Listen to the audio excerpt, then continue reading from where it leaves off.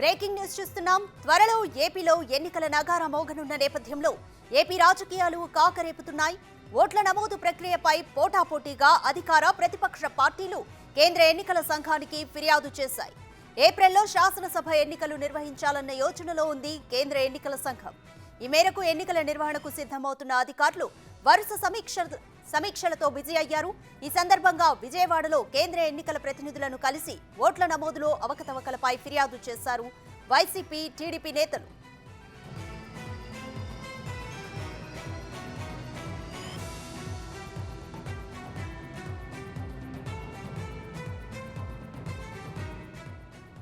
YCP తరపున మంత్రి జోగి రమేష్, మాజీ మంత్రి పేర్ని నానితో పాటు పలువురు వైసీపీ నేతలు ఈసీని కలిశారు. టీడీపీ, జనసేనలు కలిసి చట్ట వ్యతిరేక కార్యకలాపాలకు పాల్పడుతున్నారని ఫిర్యాదు చేశారు. ఈ సందర్భంగా దొంగే దొంగన్నట్టు చంద్రబాబు తీరు ఉందని తీవ్ర స్థాయిలో ధ్వజమెత్తారు పేర్ని నాని, జోగి రమేష్. మేనిఫెస్టో రూపంలో కాకుండా వ్యక్తిగతంగా ఇంటింటికి వెళ్లి ప్రలోభాలకు గురి చేస్తున్నారని మండిపడ్డారు.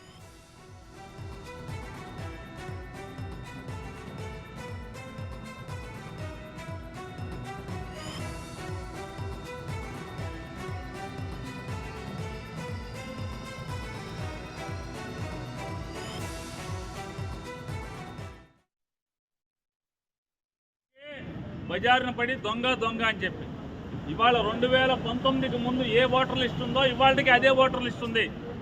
కావాలంటే ఎవరు వస్తారో మీ మీడియా సమక్షంలో మేము నిరూపించడానికి సిద్ధంగా ఉన్నాం. 2019 ఎన్నికలకు ముందు ఓటర్ లిస్టులో ఏ సీరియల్ నెంబర్తో ఏ ఓటు ఉందో ఇవాళ కూడా అదే ఓటు ఉంది. అదే ఓటు అదే పోలింగ్ స్టేషన్లో ఉండటం జరిగింది.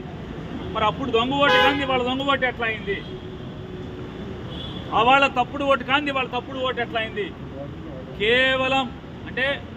కేవలం ఎన్నికల యంత్రాంగం అంటే జిల్లా యంత్రాంగాన్ని మొత్తాన్ని గ్రామీణ స్థాయి నుంచి మండల స్థాయి, రెవెన్యూ డివిజన్ స్థాయి, జిల్లా స్థాయి వరకు కూడా రాష్ట్ర ప్రభుత్వం ఉన్నటువంటి ఏ కార్యక్రమాలు ప్రజలకు చేయకూడదు, ఎన్ని స్తంభింప చేయాలనేటువంటి తప్పుడు ఉద్దేశంతో మాత్రమే తెలుగుదేశం పార్టీ వారు ఇటువంటి అభియోగాలు చేస్తారు. దొంగే దొంగ అన్నట్టుగా వాళ్ళ బజార్కి ఎక్కి మాట్లాడుతున్నారు. కావాలంటే మరొకసారి మేము మీ అందరికీ చెప్తాం. మీ అందరి సమక్షంలో మీ స్టూడియోకి రమ్మంటే వస్తాం. మీరందరూ ఒక వేదికను ఏర్పాటు చేస్తే వస్తాం. భవిష్యత్తుకి గ్యారంటీ అని చెప్పేసి చంద్రబాబు నాయుడు, భవిష్యత్తుకే గ్యారంటీ లేని చంద్రబాబు నాయుడు సరాసరి నేరుగా మేనిఫెస్టో ద్వారా బ్యాంకుల నుంచి ఫోన్లు వస్తూ ఉంటాయి. మీకు 5 లక్షలు ఇస్తాం, 6 లక్షలకి మీరు అర్హులు, మీరు ఇన్కమ్ ట్యాక్స్ కడతా ఉన్నారు కదా, 10 లక్షలు ఇస్తామని చెప్పేసి పనికి మాలిన చంద్రబాబు నాయుడు మేనిఫెస్టో రూపంలో ప్రజల్ని ప్రలోభ పెడతా ఉన్నాడు. భవిష్యత్తుకే గ్యారంటీ లేని చంద్రబాబు నాయుడు ప్రజలకి ఏం గ్యారంటీ ఇస్తాడు? నువ్వు ఉంటావో పోతావో తెలీదు. ప్రజలకు మాత్రం జూన్ తర్వాత మేము అధికారంలోకి వస్తాం, 2 లక్షలు ఇస్తాం, 3 లక్షలు ఇస్తాం, 10 లక్షలు ఇస్తాం. ఎవడరా బాబు నువ్వు ఇచ్చేది? 2014 నుంచి 19 దాకా నయా పైసా కూడా ఇవ్వలేని ఈ చంద్రబాబు నాయుడు మిమ్మల్ని ఎట్లా నమ్ముతారు ప్రజలు? నిన్ను, పవన్ కళ్యాణ్ని, బీజేపీని, తెలుగుదేశం పార్టీని, జనసేన పార్టీని, బీజేపీ పార్టీ ముగ్గురు కూడా కలిసి జనాన్ని మోసం చేసిన మిమ్మల్ని మరలా మీరు మేనిఫెస్టో ద్వారా ప్రజల్లోకి వెళ్తూ ఉంటే మిమ్మల్ని బీకి పారేయటం ఖాయం. మీరు ఎన్నికల కమిషన్కి రిపోర్ట్ ఇచ్చిన 10 లక్షల ఓట్లు జాయిన్ చేశారని రిపోర్ట్లు ఇచ్చారు. ఒకరోజేమో తొలగించామంటారు, ఒకరోజేమో జాయిన్ చేశామంటారు. సిగ్గు శరం లేని ఈ తెలుగుదేశం పార్టీ, జనసేన పార్టీ ఇద్దరికి చెప్తాం. దమ్ముంటే ప్రజాక్షేత్రం తెలుసుకోవడంలో రెడీగా ఉన్నాం. ఇక మరోవైపు ఓట్ల జాబితాలో అక్రమాలు జరిగాయని ఆరోపిస్తూ టీడీపీ నేతలు కూడా ఈసీకి ఫిర్యాదు చేశారు. ఏపీలో అక్రమంగా ఓట్లు తొలగించారని, ఇలాంటి చర్యలకు పాల్పడుతున్న అధికారులపై చర్యలు తీసుకోవాలని ఈసీని కోరినట్లు తెలిపింది టీడీపీ బృందం. ఫామ్ 7ను ఉపయోగిస్తూ తెలుగుదేశం సానుభూతి పరుల ఓట్లు తొలగించారని ఆరోపించారు ధూళిపాళ్ల నరేంద్ర. కేంద్ర ఎన్నికల బృందాన్ని తెలుగుదేశం పార్టీ బృందం కలవటం జరిగింది. ఓటర్ల లిస్టుకు సంబంధించి ఏదైతే అధికార పార్టీ నాయకులు పలు అక్రమాలకు పాల్పడుతూ ఉన్నారో ఆ అంశాలన్నీ కూడా కేంద్ర బృందానికి మేము దృష్టి తీసుకురావడం జరిగింది. ముఖ్యంగా ఏదైతే బల్క్గా గుంపుగత్తగా ఫామ్ 7లు పెట్టి రైట్, ఏపీలో ఎన్నికల హీట్ రాసుకుంది.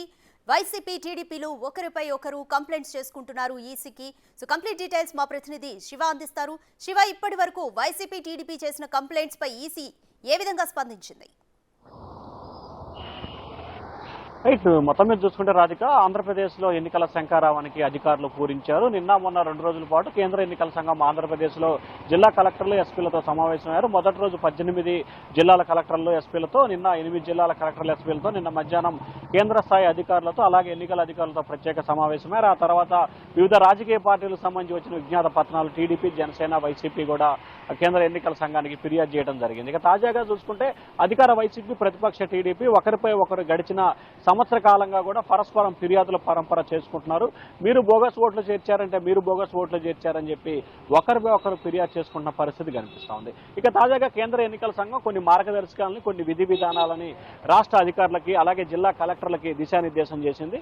ఎవరైతే ఎన్నికలకు సంబంధించి కూడా జాబితాలకు సంబంధించి ఫిర్యాదులు వస్తాయో ఆ ఫిర్యాదులని ఖచ్చితంగా పరిశీలించి వాటిపై చర్యలు తీసుకోవాలని చెప్పి స్పష్టమైన ఆదేశాలు జారీ చేశారు. అలాగే గ్రామ సచివాలయం, వార్డు సచివాలయం సిబ్బందికి సంబంధించి ఎన్నికల విధుల్లో జోక్యం చేసే అంశాన్ని కూడా పునః పరిశీలించాలని చెప్పి స్పష్టమైన ఆదేశాలు జారీ చేశారు.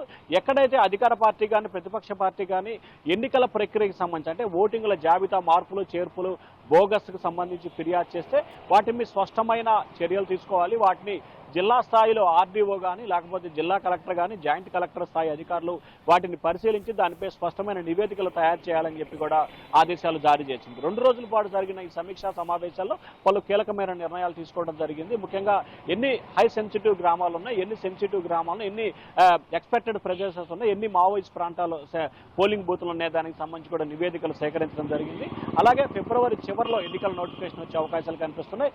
మార్చి చివరి నాటికి కానీ ఏప్రిల్ మొదటి వారంలో ఆంధ్రప్రదేశ్లో ఎన్నికలు జరిగే అవకాశం కనిపిస్తా ఉందని చెప్పి దానికి అనుగుణంగానే పూర్తి స్థాయిలో విధి విధానాలు ఖరారు చేయాలని చెప్పి కూడా అధికారులు ఆదేశాలు జారీ చేశారు. అలాగే జనవరి 6వ తేదీ వరకు కూడా ఎన్నికల తుది జాబితా ప్రకటించడానికి గడువు ఉన్న నేపథ్యంలో ఈ లోపల మార్పులు, చేర్పులకు సంబంధించి ఫిర్యాదులకు సంబంధించి జాగ్రత్తగా వ్యవహరించాలి. స్పష్టమైన ఫిర్యాదులు లేకుండా చాలా జాగ్రత్తగా వ్యవహరించడంతో పాటు ఎవరైతే ఫిర్యాదు చేస్తున్నారో లేకపోతే ఎవరైతే డబుల్ ఎంట్రీలు ఉన్నారో, ఎవరైతే బోగస్ ఓట్లు ఉన్నాయో వీటిపై పూర్తి స్థాయిలో దృష్టి కేంద్రీకరించి వాటిపై చర్యలు తీసుకోవాలని చెప్పి ఆదేశాలు అయితే జారీ చేసింది. కానీ అధికార ప్రతిపక్ష పార్టీలు మాత్రం నిన్న కూడా ఒకరిపై ఒకరు పరస్పరం ఫిర్యాదు చేసుకున్న సంఘటనలు అయితే మాత్రం కొనసాగుతూనే ఉన్నాయి. Radhika, thanks for the update Shiva.